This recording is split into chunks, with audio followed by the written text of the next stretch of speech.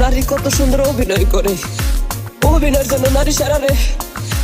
আল্লাহ আল্লাহ গো, কেন তুমি ওই বেঈমানের সাথে আমার দ্বিতীয়বার দেখা দিলা? তোর প্রেমেতে পইরা জীবন হইল রে ছাড়ে খা। এখন আমার রইল বাকি শুধু অন্ধকার। এখন আমার রইল বাকি শুধু অন্ধকার।